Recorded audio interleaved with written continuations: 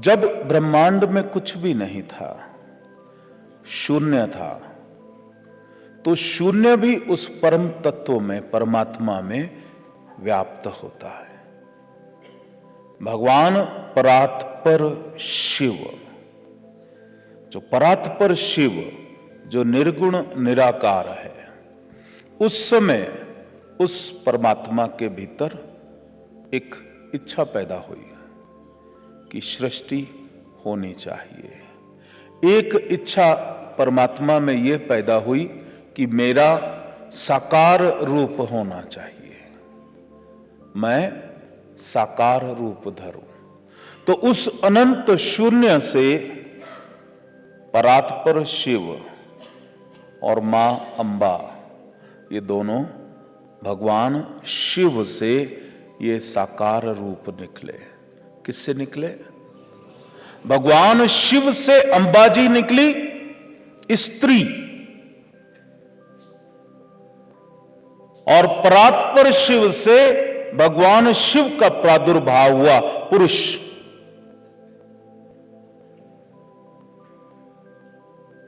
तो वो जो परात्पर शिव है,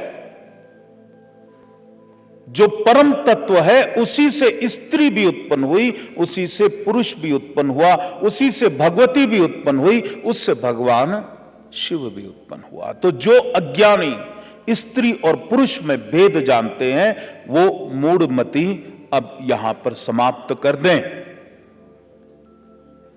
क्योंकि दोनों ही भगवान शिव के अंश हैं। मां अंबा परमेश्वरी, भगवान शिव परमेश्वरा।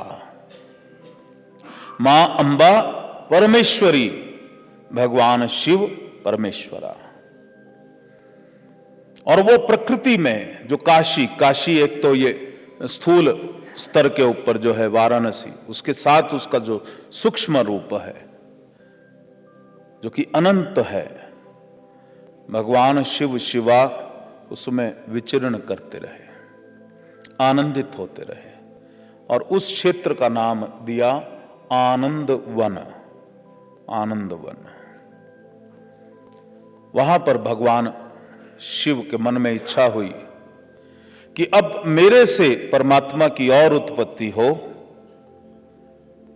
जिससे कि सृष्टि का रचना, सृष्टि का पालन, सृष्टि का संहार, वो सब होता रहे, और मैं उस परम आनंद में मां अंबा के साथ, मां उमा के साथ मैं व्याप्त रहूं।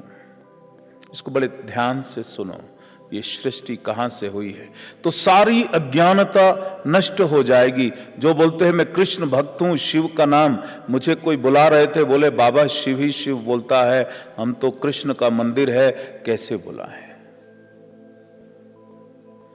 एक संत को मंदिर में बुलाने में तो मैं ज्ञान देना चाहता हूं कि कौन कौन सा तत्व कहां से उत्पन्न हुआ। तो भगवान शिव, परात्पर शिव, जब इच्छा हुई तो उन्होंने अमृत को अपने वाम भाग में, वाम भाग के 10वें हिस्से में उसको मला।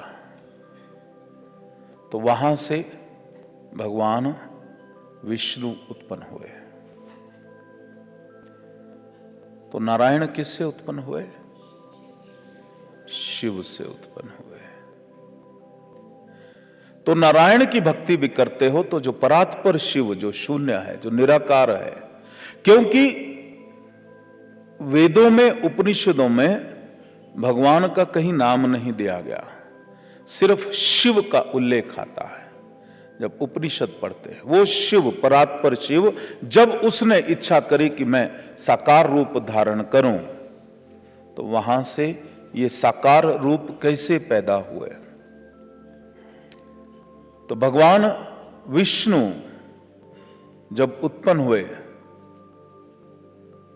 तो भगवान शिव ने उनको आज्ञा दी कि तुम जाकर तप करो।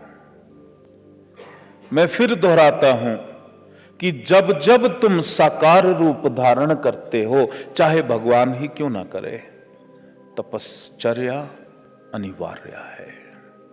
तुम भी शिव के अंश हो। जीवन तुम्हारा तभी सफल होगा जब तुम साधना करोगे। शिव योग की साधना तुम्हें अवश्य करनी है।